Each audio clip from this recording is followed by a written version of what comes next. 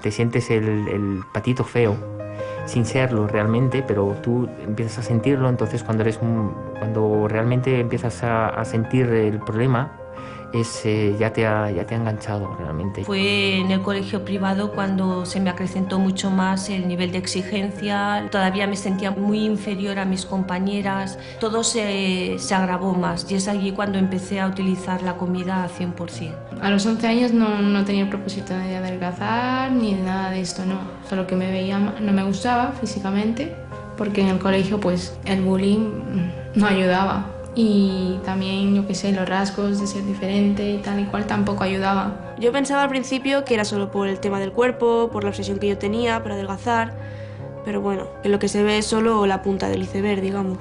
Esto es una enfermedad y es mental, por lo que se tienen que encargar profesionales, y a mí me gustaría dejar claro que no es una moda, que no es algo de lo que te puedas deshacer. Seguir, perder peso, quitar comida. Empiezas quitando los hidratos de carbono, cierto tipo de carne, los dulces. Pero es que al final, ¿qué me quedaba? Más que dejar de ver de comer a un hijo, lo que más impacta a un padre es ver la pena que tiene en el alma. No era feliz. No es de niñas tontas ni de niños tontos. Es una enfermedad seria y es una enfermedad psiquiátrica. Y no se está tomando como tal.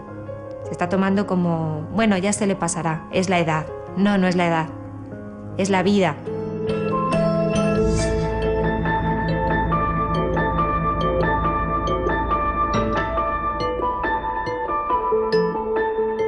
Soy Alejandro López, tengo 37 años, soy triatleta y nadador de ultrafondo y hace cerca de 20 años que sufro bulimia nerviosa.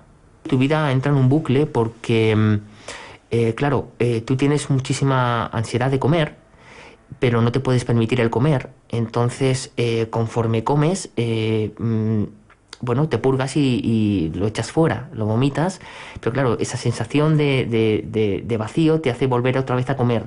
Pero claro, no te puedes permitir que esa comida que tú ingieres se quede ahí, porque tu cuerpo va a cambiar, y si tu cuerpo te cambia, mueres.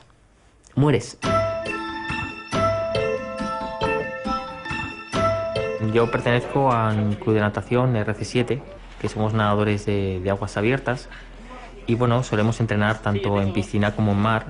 En mar solemos ir prácticamente todos los fines de semana cuando el mar nos lo permite. Es una natación diferente porque es una natación en aguas abiertas, donde disfrutamos del deporte que más nos gusta, en el medio que más nos gusta también.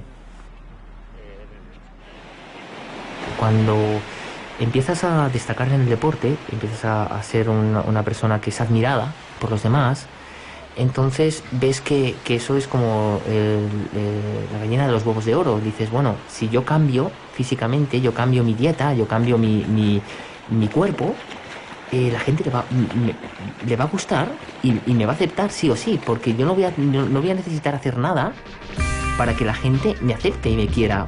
Y empiezas a restringir todo tipo de alimentos que contienen un alto poder calórico y grasas y vamos, destierras prácticamente el 80% de los alimentos. Y el 20% que te permites comerlos, te los comes de una manera bueno, estricta y de una manera, vamos, casi que religiosa, vamos. Pero claro, esto te genera unas ganas de comer, una ansiedad muy grande, y que claro, surgen los atracones y surgen los vómitos. Y vuelves otra vez a lo mismo, vuelves a vomitar y vuelves a comer y vuelves a vomitar, y así hasta 9 y 10 veces al día. La bulimia es un trastorno, bueno, primo hermano de la anorexia nerviosa, que conforma los trastornos de la conducta alimentaria y que se caracteriza sobre todo por la presencia del atracón, o sea, por un abuso de una gran cantidad de comida en poco tiempo. Siempre ha tenido el doble de incidencia que la anorexia. Estamos hablando que en población entre 14 y 21 años hablaríamos de un 2% de bulimia frente a un 1% de anorexia. Una característica de la bulimia es que utiliza muchísimo el cuerpo para valorarse a sí misma. Y los atracones se acompañan de un gran sentimiento de culpa. El deporte lo utilizas a nivel emocional, sobre todo, y a nivel de control del cuerpo, y a nivel de relacionarme y de seguir teniendo un estatus alto a nivel deportivo. Yo he llegado a entrenar, no sé, cerca de 7 horas al día, hacer dobles sesiones y hacer triples sesiones mañana, mediodía y noche con las diferentes disciplinas. A todas las competiciones de la temporada ahí estabas tú, el primero, porque eso te ayudaba a ti a sentirte mucho más valorado por la gente, mucho más valorado por ti también. Decías, ves, mi vida no es una mierda, soy muy bueno nadando, mi vida es magnífica. Vivía en un pánico, o sea, era como... El miedo es algo que te paraliza, pero también te ayuda, te pone alerta y te ayuda a poder seguir adelante. El miedo es lo que te hace correr a más velocidad, nadar a más velocidad, aguantar más tiempo o soportar más dolor. A mí me costó mucho darme cuenta del problema que tenía. Sí es verdad que veía su delgadez, evidentemente, además, claro, es lo que tiene la natación, que te ves sin ropa y sin nada, con lo cual no puedes ocultar nada, ¿no? Cuando nosotros terminábamos a lo mejor la clase que teníamos de natación, él seguía siempre un poco más, luego incluso se ponía a hacer abdominales y la verdad es que era, bueno, te llamaba la atención. Llegas a cosas impensables, cosas, bueno, muy duras. Comer de cualquier lado, bueno, robar, evidentemente, porque la bulimia se caracteriza por comer compulsivamente mucha cantidad de comida y llega un momento en el que, robas en los supermercados y comes de la basura. Da lo mismo si no tienes un aseo para vomitar, da lo mismo. Puedes vomitar en mochilas, en bolsas, en donde sea.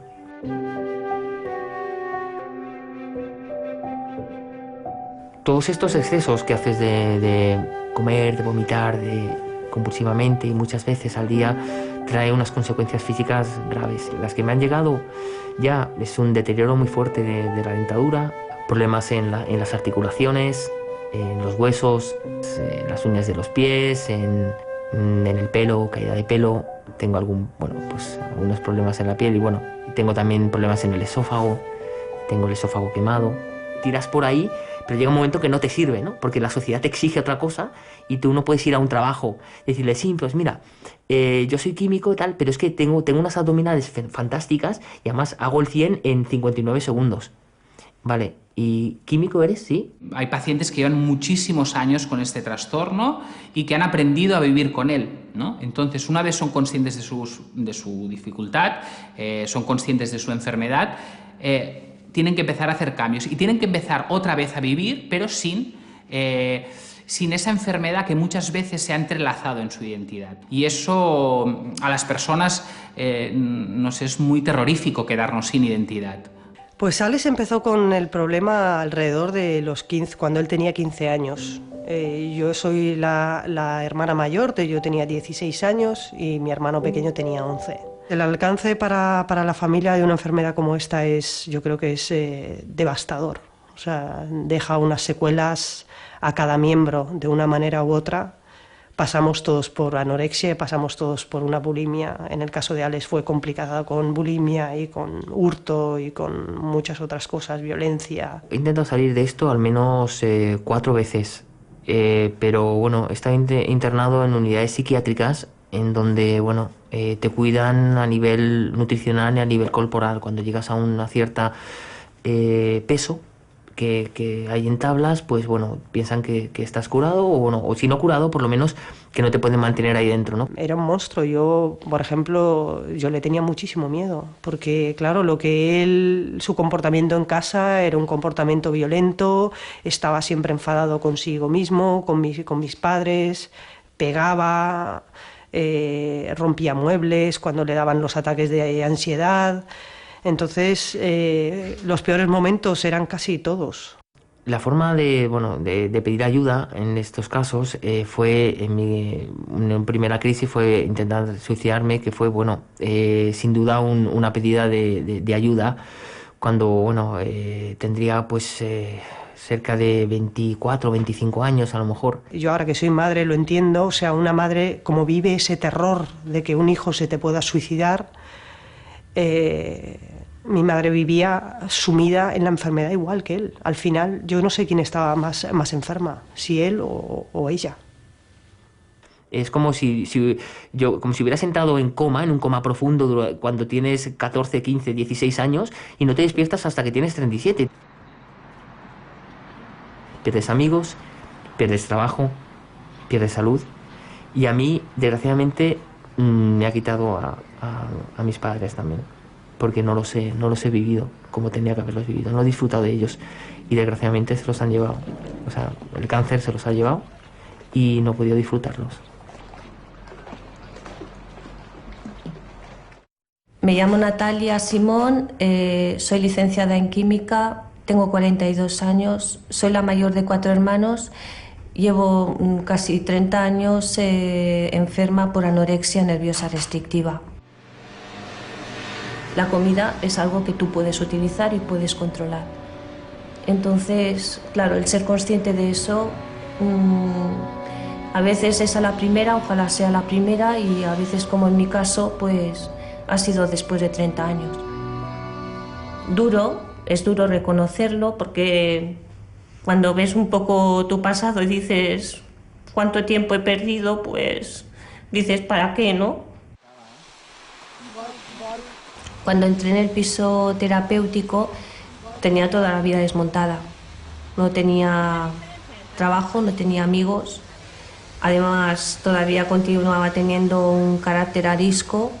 Y se me ocurrió buscar por internet grupos de montaña. A través de ellos he empezado a socializarme mucho más y a conocer a otras personas en un medio que no es mi entorno habitual, ¿no? En mi caso, yo he pasado las diferentes etapas de la vida metida en un hospital, entonces no he podido vivir la misma vida que han vivido ellos. Si miro atrás y miro mis inicios, yo recuerdo que una de mis compañeras con la que me llevaba muy bien, hacía gimnasia rítmica, tenía un físico que yo admiraba mucho y me cogía ahí.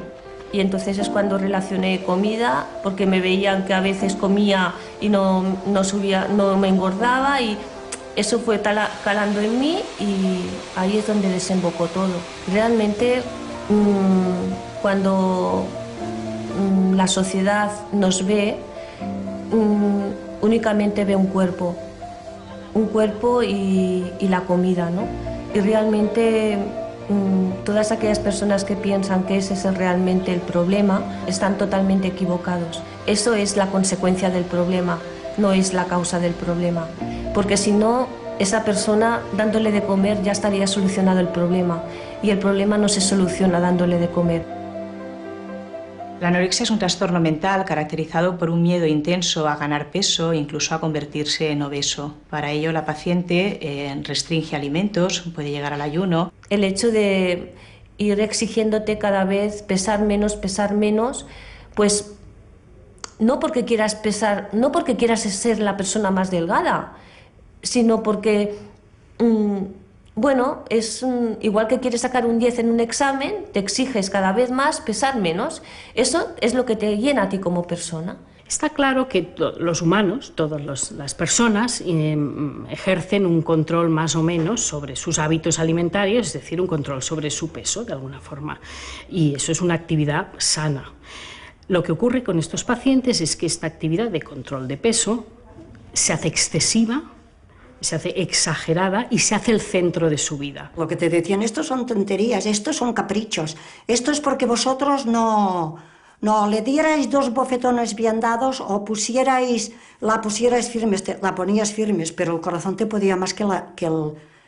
Yo era muchas veces las que me ponía firme. Unas veces con buenas palabras, una vez para comerse medio empanadillas tuvimos 1 hora y media. Un tratamiento aislado desde una orientación específica no va a funcionar nunca. Lo que se necesita es un tratamiento interdisciplinar, es decir, con un equipo en el que participen profesionales con diferentes especialidades, psiquiatras, médicos, psicólogos, nutricionistas, endocrinos, educadores sociales. El peor momento de mi vida, en el que me exigí tanto a mí que me daba hasta miedo beber. y no bebía. Llegué a pasar a comer una manzana por la noche y luego ya incluso me negaba a comer una manzana por la noche.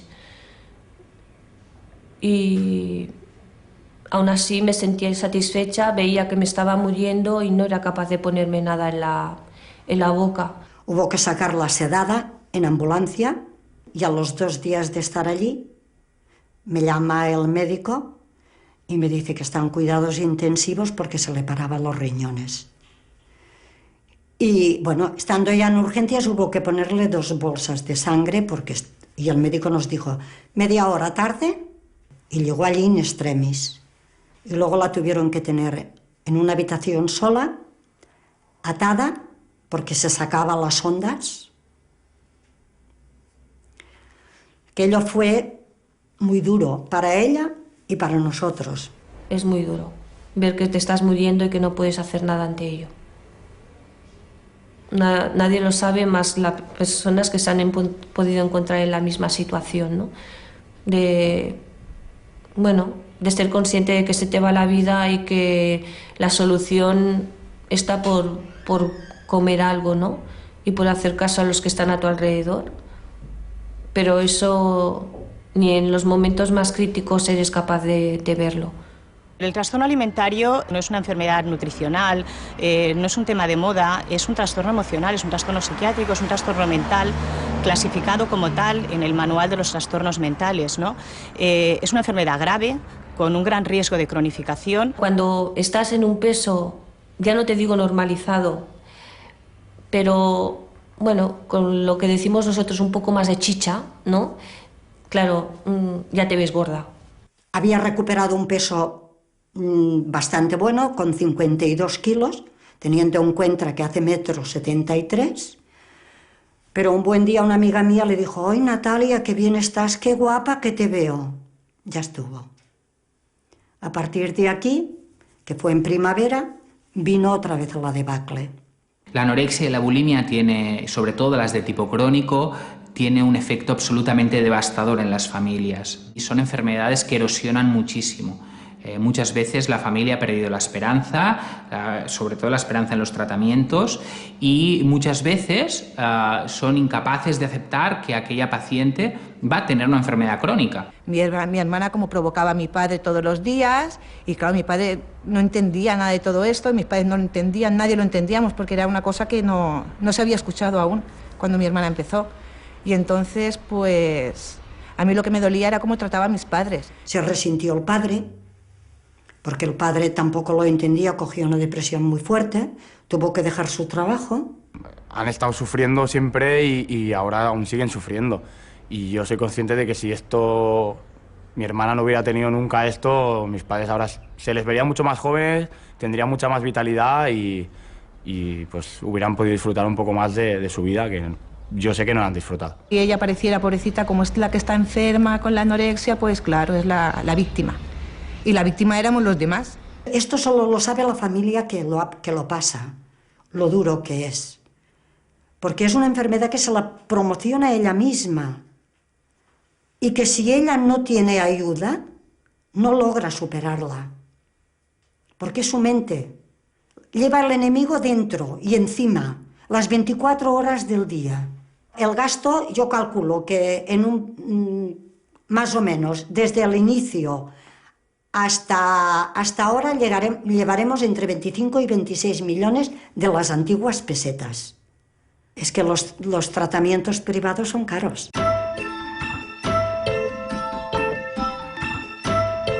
Me llamo Lali, tengo 29 años, estoy embarazada de 6 meses y estoy en recuperación por una anorexia nerviosa.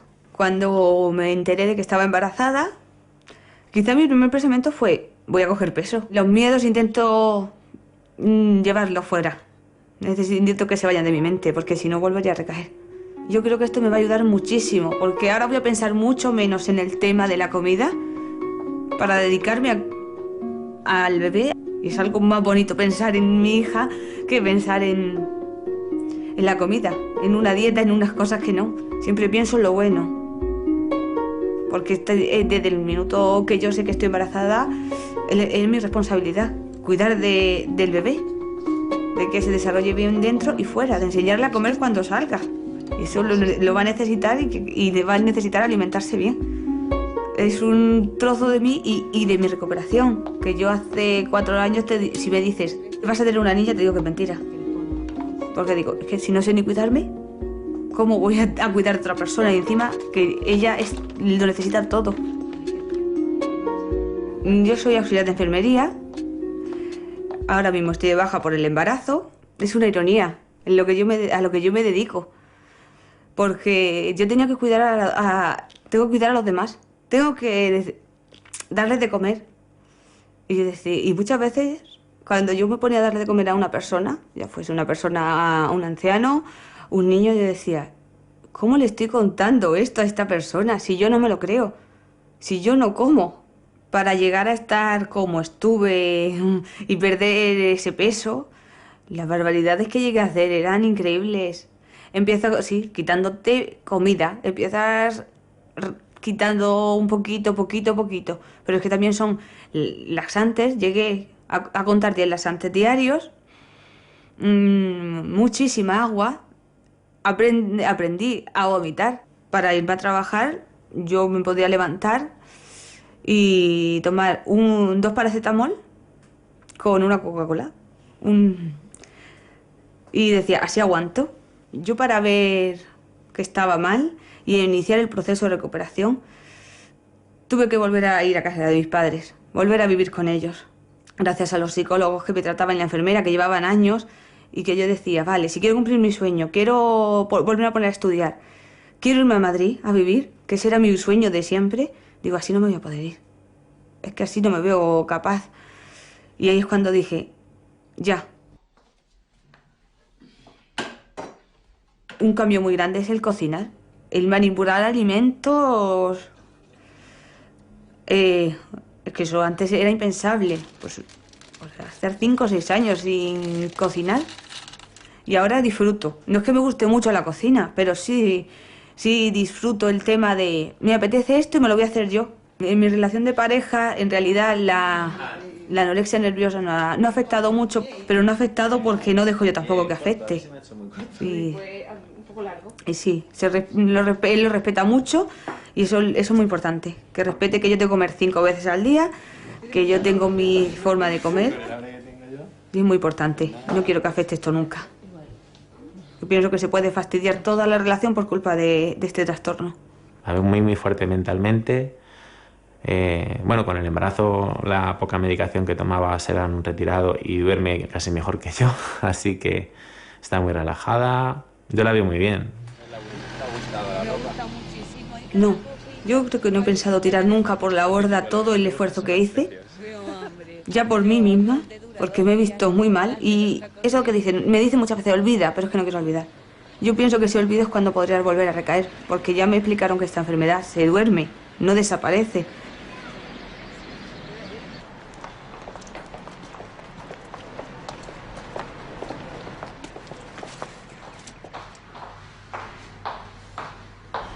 Bueno, Lali, cuéntame.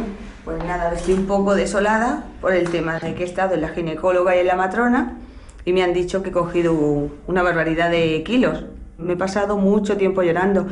¿Pero tú no les habías advertido que no te informaran sobre el peso? Sí, ya se lo advertí, pero ellas dicen que es necesario, que se hace con todas y que conmigo también. Entonces te voy a dar una nota contando exactamente por qué yo pienso que no te tienen que decir el peso, que es el tema de la obsesividad con el cuerpo, con la comida y con acercarte al riesgo de hacer síntomas. Ahora que estás bien, que estás comiendo bien. ¿De acuerdo? De acuerdo. A ver si funciona.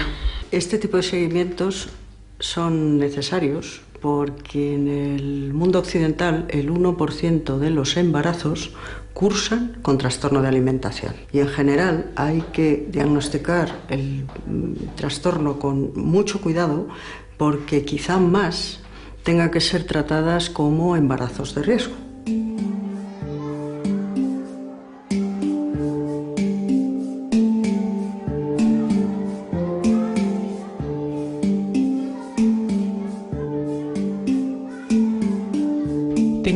de 9 años que ha estado ingresada durante un mes aproximadamente en el hospital, en donde la han tratado una anorexia nerviosa restrictiva. No dejó de comer al 100% nunca, eso nunca, pero sí que comía raciones mínimas. Puede ser una cucharada de puré y 3 trocitos de carne. Se negaba incluso a ingerir líquidos, el agua tampoco la bebía. Puede ser aproximadamente que perdiera 10 kilos fácilmente. Ella es una niña que cree en los Reyes Magos, es una niña que incluso estando ingresada en el hospital recibió la visita del ratoncito Pérez, y por otro lado se está enfrentando a una enfermedad que lo normal es que empieza a manifestarse en la adolescencia. Ha habido un cambio en el perfil epidemiológico de los trastornos de alimentación, con un adelanto en la edad de inicio.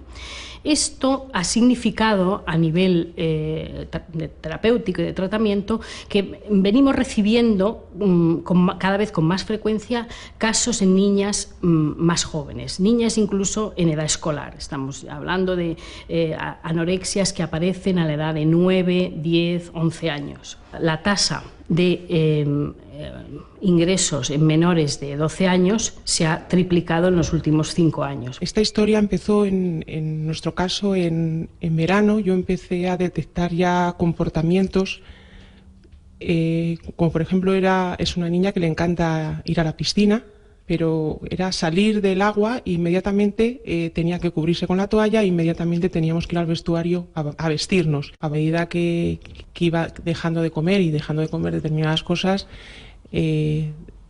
empezó a verse reflejada en ella la tristeza, el agotamiento, la pena. Es muy difícil entenderlo y es duro. Estamos ante patologías de muy difícil entendimiento. Yo creo que muchas veces en los grupos de padres, yo les digo a los padres, mire, no me interesa la causa, porque son tantas, que lo que nos interesa es que el paciente empiece a ir bien y tenga la capacidad de planificar y estructurar su vida. Cuanto a la etiología o las causas relacionadas con la aparición de los trastornos de alimentación, podemos decir que ante una vulnerabilidad genética que parece demostrada, se unirían una serie de factores que facilitarían la expresión de esta vulnerabilidad genética a padecer el trastorno de alimentación. Hay un sentimiento también de miedo porque te das cuenta que tú solo no puedes luchar contra la enfermedad, ni puedes ayudar tú solo a tu hija. Necesitas la ayuda de especialistas. Estamos en el lado más amable porque, primero estamos con niños que tienen más plasticidad neuronal, cerebral, de todo tipo. Pero estamos también en lo más duro, porque podemos pensar que si lo hacemos mal, estos niños pueden quedarse en una situación, a veces nosotros tememos la palabra crónico. La idea fundamental es que si estos pacientes se cogen a tiempo y se tratan, el pronóstico tiene que ser bueno. Esto es un camino que acaba de empezar y que tenemos por delante mucha andadura, pero estamos en el sitio adecuado, con los profesionales adecuados. Te ayudan al enfermo, ayudan a los padres, y es algo que yo estoy convencida que podremos conseguir con éxito. El cambio más importante que podemos destacar en los últimos años es ese, precisamente, es la posibilidad de cambiar el pronóstico de la enfermedad a través de la mejora en el diagnóstico y en el tratamiento.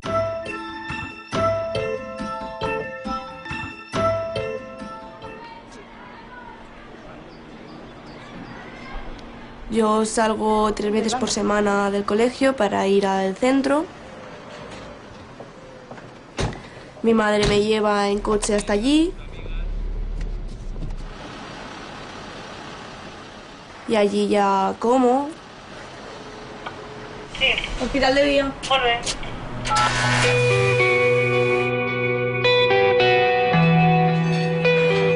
Y después de eso nos vamos a la terapia. También hay días que hacemos deberes, que estudiamos en una hora libre que tenemos de aula. Yo pensaba que comiendo sano y restringiendo, pues yo qué sé, comidas con bollerías y tal, o chucherías, pues que no sería nada malo, que no está haciendo nada del otro mundo. Pero después ya fue comer un poco menos después ya pasé a restringir algunas ingestas y después ya llegué al punto de obsesionarme tanto que lo poco que comía al día pues acababa vomitándolo. Yo soy Marta, tengo 14 años, estoy en tercero de la ESO y estoy en un tratamiento por anorexia purgativa. Pues realmente en este año de enfermedad he perdido, bueno, un año de vida también, porque tener una anorexia no es vivir. O sea, no vives como una adolescente, como tendría que haber vivido yo. Si eres infeliz lo vas a ser igual. Y eso es el concepto que yo tenía que aprender y que me pensaba que con el peso se arreglaría todo, que era, no sé, un comodín como para ser feliz. Yo consulté páginas web más que nada porque hay algunas páginas muy específicas que realmente te dan muy malos consejos. Hay algunas que, yo qué sé, te explican cómo vomitar, te explican la postura a la que te tienes que poner, todo, o te explican por qué tienes que estar en una anorexia, que la delgadez es lo ideal para esta sociedad. A mí estas páginas me influenciaron bastante porque te explican cómo esconderte de tus padres, te explican consejos para que tus padres no te pillen. Prácticamente el 25% de los adolescentes habían visitado algún tipo de página o blog que hacía alusión a información de este tipo de trastornos alimentarios. Buscando en concreto páginas que directamente hagan proliferación o que hagan apología de la enfermedad como una forma de vida, un estilo de vida, y en ningún momento expliquen que se trata de una enfermedad, encontramos en pocos segundos, en 20 segundos, encontramos 6 millones de entradas.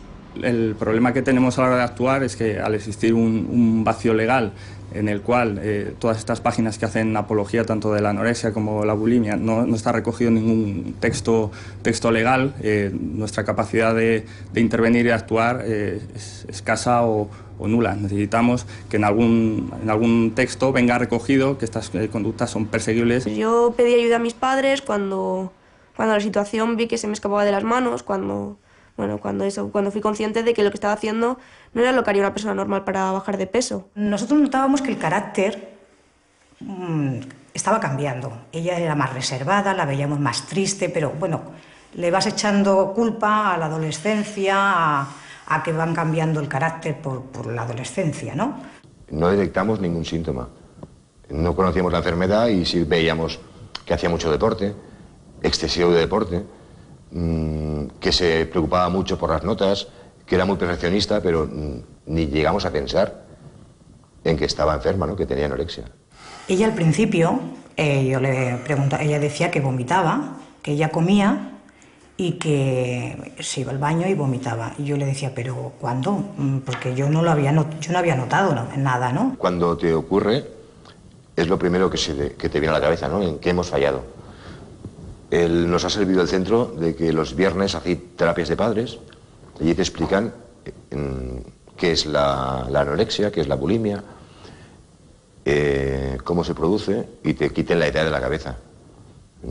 Pero la primera idea es esa, qué he hecho mal y por qué ella sí y otros no, ¿no?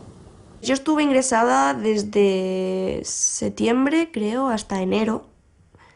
Y la verdad, la primera semana que estás allí es bastante dura porque es una semana que no puedes comunicarte con nadie del exterior, no puedes ni recibir cartas, ni llamadas, ni visitas. Pasará a estar 24 horas vigilada porque, claro, allí la primera semana no puedes hacer deporte, tienes que estar siempre sentado, te vigilan a la hora de comer siempre, tienes que ir al lavabo vigilada también. Y es algo pues que realmente choca. Y cuando lleva 2 semanas dentro, me dejan ir a verla y me dice, papá, sácame de aquí. Ese fue muy duro. Es cuando le dices que no puede salir, que se ha de quedar allí. Cuando la dejas que la ves bien, dices, bueno, pues te vienes. Pero cuando tiene esas fases, esos momentos en que ella ya no quiere estar allí, y la tienes que dejar porque no hay más remedio, y si la dejas llorando, pues te vienes tú llorando, y bueno, pues y pensando que no haga nada, que pase la noche bien. La misma enfermedad da unas características de manipulación y de mentiras que también hay que tener muy en cuenta, y eso se transmite en todos los aspectos dentro del tratamiento. No pueden ir solas por la casa, no pueden ir solas para prevenir que no vomiten en algún rinconcito, que no hagan cosas que se puedan dañar, ¿no? Estamos hablando también del tema de las autolesiones. Las autolesiones en esta enfermedad también son habituales y hay que tener mucho ojo con vigilar a las pacientes para que no hagan este tipo de conductas. Yo me hacía daño en los brazos y las piernas porque cuando me autolesionaba toda mi atención se centraba en el dolor físico. Muchas veces lo hacía también como modo de autocastigo, por, no sé, a veces cuando pensaba que había comido demasiado o algo me hacía daño de forma de autocastigo. La teníamos muy controlada porque siempre estaba acompañada con alguien y dormía con su hermana, pero bueno, siempre había algún momento en que cuando si ella se encontraba mal, pues hacía lo de las lesiones, lo de las autolesiones. Yo creo que a mi familia esta situación les ha provocado mucha tristeza y sobre todo impotencia porque, claro, ellos no pueden hacer nada porque realmente solo te pueden ayudar profesionales. Es la mejor del mundo para nosotros. Los efectos de la enfermedad en la familia, yo creo que depende de la misma familia, ¿eh? Creo que la familia está estructurada y está unida, acaba uniéndoles más. En nuestro caso ha habido unidad, nos hemos apoyado todos, los hijos mayores igual, y yo creo que hemos salido reforzados. Hemos tenido mucho apoyo con ellos, porque, bueno, pues eso, porque están muy unidos a nosotros y nos han ayudado todo lo que se ha podido. En cuanto a la familia, la verdad es que hemos tenido mucha suerte.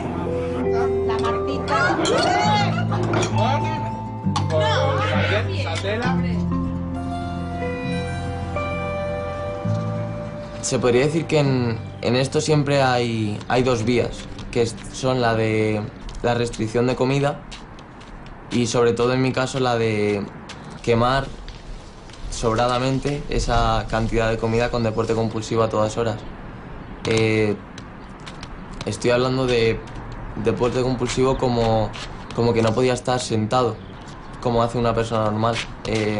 Estaba sentado, me sentía inactivo y me ponía a hacer abdominales levantándome de la silla o trotecitos si estaba andando. Me llamo Miguel Pascual Torres, tengo 17 años, estoy en primero de bachillerato y estoy en tratamiento por anorexia atlética restrictiva.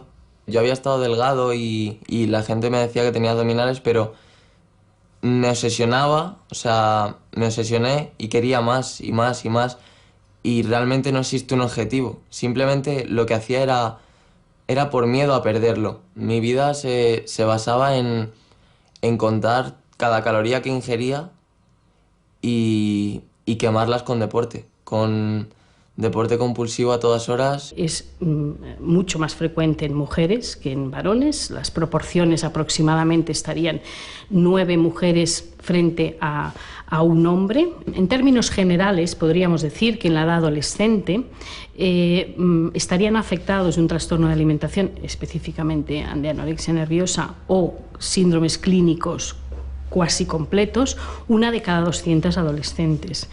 Es una cifra importante. Me encerraba en el baño y me ponía a hacer flexiones, abdominales, gimnasia sueca. Pero hubo un punto que fue cuando dije, esto no es normal. Llegué a hacerme 6 horas de deporte compulsivo un día. Yo pesaba 65 kilos y me gustaba mi cuerpo. Pero llegué a pesar, pues, alrededor de 40 y pocos kilos, 42, 41. Pues lo primero que se notó fue en el carácter. Empezó a estar triste, empezó a dejar de salir con sus amigos, empezó a... pues como que parecía que, no sé, llegó un momento que parecía que le daba todo igual. Es que además incluso es eso, o sea, el oír a tu propio hijo. O sea, que ha intentado, porque una de las veces intentó pues quitarse de en medio. Gracias a Dios enseguida recuperó tal, pero sí intentó quitarse. Y las otras veces, como dice su padre, pues sí que... O sea, de cruzar la calle sin mirar, o sea, que le daba todo igual, o sea, que es muy duro oír a tu propio hijo, o sea, que le daba igual morirse. Es algo que te consume. Yo, por ejemplo, cuando estaba en las últimas, sabía y veía que estaba muy bajo de peso, que no estaba bien, que daba en ocasiones pues miedo, ¿sabes?, de cómo estaba. Pero pese a verlo, quieres seguir. Lo que nunca te puedes imaginar es que tu hijo, mientras nosotros estamos durmiendo, él está haciendo por la noche deporte compulsivo. Lo que jamás te puedes imaginar es que mientras tu hijo está en el cuarto de baño, se ponía las manos a ambos lados del váter y estaba haciendo de la taza del váter y se ponía a hacer flexiones, se ponía a subir y bajar, ponía las piernas rectas y subía y bajaba. Eso es lo que jamás te puedes imaginar. Porque nunca, porque ellos además mienten muy bien y saben ocultarlo muy bien, porque les interesa. Son auténticos actores en el sentido. Y tú, por más vueltas que le das al asunto, porque piensas, hay algo malo, o sea, yo sé que pasa algo. Y tú sabes que pasa algo. Pero a ver, no vomita. Contabilizaba las calorías que había ingerido, se hacía su película de cuánto podría ser en flexiones abdominales, dominadas o lo que sea. Y entonces, pues prácticamente eso. Intentaba hacer que hubiera un saldo negativo siempre. La autocombustión de su cuerpo había llegado al punto de que ya no solo estaba consumiendo sus propios músculos, sino que había empezado a consumir el propio músculo del corazón. En principio eran como 40 pulsaciones, que luego lo peor de todo, claro, eran 40 pulsaciones por minuto. En el hospital bajaba a 32. 31, 29... Yo estuve ingresado 56 días y mucha gente, yo no sé cómo se lo tomará, pero para mí, yo lo considero uno de las temporadas más felices de mi vida. Por descubrir la vida, por descubrir que no tenía que hacer todo ese castigo que me hacía, que no me tenía que hacer todo ese daño que me hacía. Tenía que estar acostado, boca arriba. No podía cruzar los pies, no podía cruzar las manos, era acostado boca arriba. Puedes hacer fuerza y cosas claro, así, era y seguir haciendo ejercicio. Exactamente. El ingreso hospitalario, en general, el objetivo principal va a ser restaurar el estado nutricional, el estado físico y iniciar el tratamiento de todos los aspectos psicopatológicos, es decir, del miedo a engordar, del trastorno de imagen corporal, el estado de ánimo, etcétera, ¿no? Es que nosotros nos llegaron a decir que si hubiéramos, o sea, que a lo mejor unos días más, unas semanas más, hubiera sido nefasto, hubiera podido morir, el corazón estaba ya... Sí. Mal. Haberse producido un fallo cardíaco. Exactamente. Desde que Miguel salió del hospital, tiene unas pautas de alimentación muy estrictas, tiene una dieta muy exhaustiva, pues que tiene un menú, él come 5 veces al día. Y el menú está totalmente pautado, hasta el agua está pautado. O sea, realmente él puede beber un vaso de agua cada X tiempo en cada comida, pero no puede beber ahora 3 vasos porque me muero de sed. Lo primero que tuvimos que comprar cuando salimos del hospital fue una báscula, porque todo ha pesado gramo a gramo. Hay mamás y hay papás que han tenido que dejar sus trabajos porque no pueden asistir a las terapias, porque no les da tiempo a cocinar, porque son cosas que... Esto requiere mucha...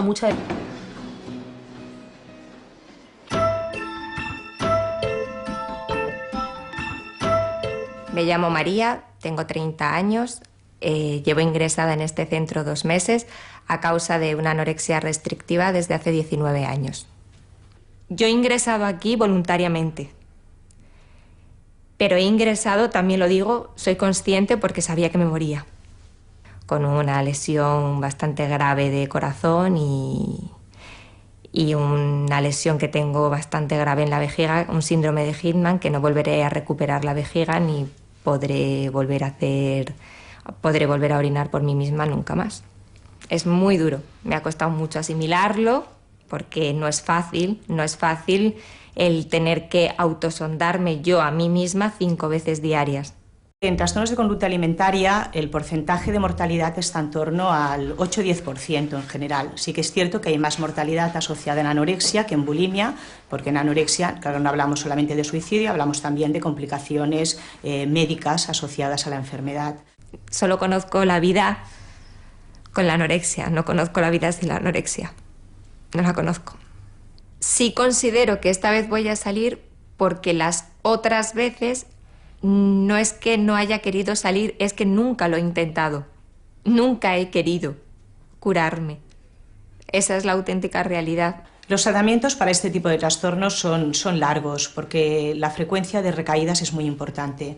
La manera de prevenirlas, por tanto, son tratamientos de entre 4 o 5 años con el fin de controlar al paciente, hacer un seguimiento y prevenir recaídas. El ingreso aquí fue la mayor felicidad que pude dar. Mi padre me dejó aquí, llorando. Pero yo ese día le dije a mi padre, esto es lo que debería de haber hecho hace muchos años, que no hice. Alégrate por mí, no llores. Este hospital es privado, evidentemente yo no me lo puedo costear, me lo paga mi familia y sí, aproximadamente son unos 6.000 euros mensuales, más algún extra que viene por medicación o por que me tienen que llevar algún acompañante porque no puedo ir sola a ningún sitio. No hay, por desgracia, ninguna ayuda para este tipo de enfermedades, no las hay, y las mutuas, este tipo de enfermedades no las cubren. Y si las cubre, te cubre un poquito, como mucho 30 días. De acuerdo, yo tengo una enfermedad mental, porque la anorexia es una enfermedad mental, pero tiene otros cuidados diferentes que los que puede tener, sin faltar al respeto a nadie, un esquizofrénico, que también es otra enfermedad mental. Pero una persona con esquizofrenia no necesita que la acompañen al baño. Una persona con anorexia sí necesita que la acompañen al baño. Conclusión, a mí no me vale de nada que me ingresen en un psiquiátrico. Vamos a enfocar un poco la terapia de hoy en hablar del tema de las causas de un trastorno alimentario, ¿vale? Hay un tema, ¿no?, que es un poco el que se habla más a nivel social, que es el tema pues, de las tallas, de los modelos, ¿no?, todos esos referentes que tenéis. Y a mí me gustaría saber, ¿no?, empezando por ti y aquí, en qué medida eso os ha afectado o ha contribuido a que tengáis un problema en la alimentación, ¿no? A mí me ha influenciado el prototipo básico de una modelo, que si es delgada, alta y es guapa de cara, y luego pues lo asociaba a un novio perfecto, bueno, perfecto, a ver, un novio guapo y tal, y a que la vida pues le iba bien. Físicamente pues iba bajando, pues entonces yo me centré más en las tallas, pero básicamente era por las novias de los futbolistas y tal. Me llamo Jacqueline, tengo 18 años, vengo de Madrid y estoy ingresada por segunda vez a través de una recaída de anorexia. Yo creo que la base de estar enferma es estar sola, pero la diferencia de cuando tienes anorexia es que no te sientes sola. Porque te dedicas a algo, ocupa tu tiempo a algo. Es más fácil pensar, ¿cómo me voy a librar de la cena de me ha insultado o me ha pegado?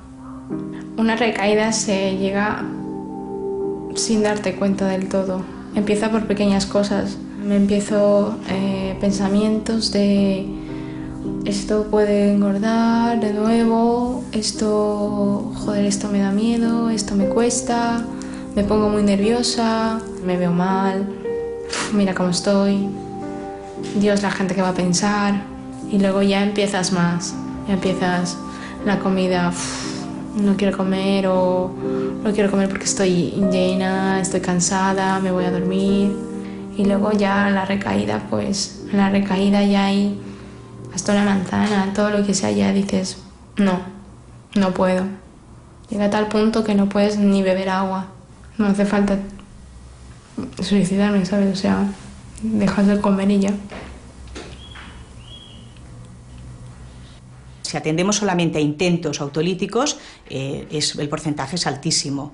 Lo que pasa es que muchísimos intentos, pues evidentemente no son finalistas, no acaban en una muerte, pero sí que hay una gran población de pacientes, un gran porcentaje de intentos fallidos. Es que ese es el problema, que no existe un hasta dónde. No existe, o sea, no existe un tope.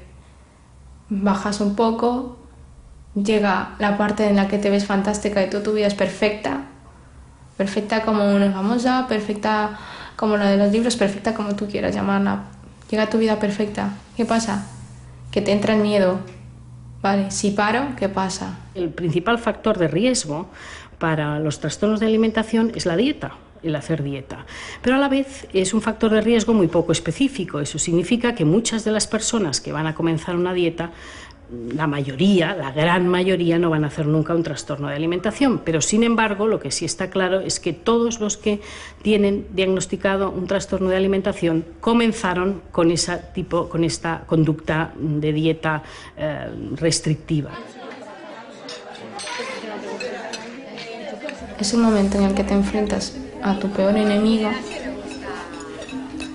te ponen un plato y yo qué sé, pero miras y dices, recuerdas cómo te ves, te empiezas a agobiar, dices, no voy a poder, esto no. Y ahora pues a ver, al estar en el tratamiento tengo más apoyo, al tener a mis compañeras, al tener a los psicólogos, a los psiquiatras, a la enfermería. Es como si a mí me sentaran delante de un plato sola en una habitación, es que me deprimiría, me pondría a llorar porque estoy sola, enfrentándome yo. Tengo apoyo, tengo gente que me recuerda que hay una vida más allá de eso. O sea, se necesita que alguien te recuerde que tú eres capaz.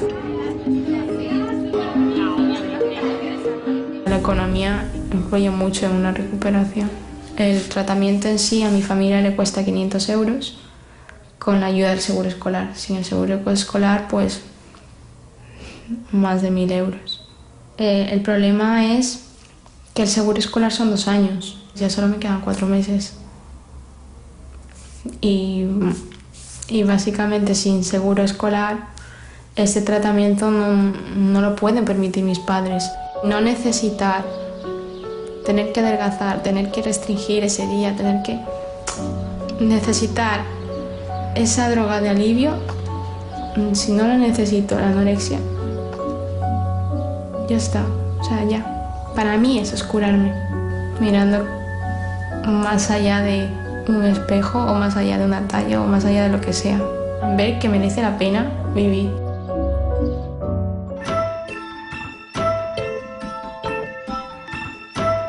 Vale, chicos, vamos a empezar con 4 de 200, ¿sí? Los impares a crawl y los pares a estilo, ¿vale? Con 10 segunditos de descanso.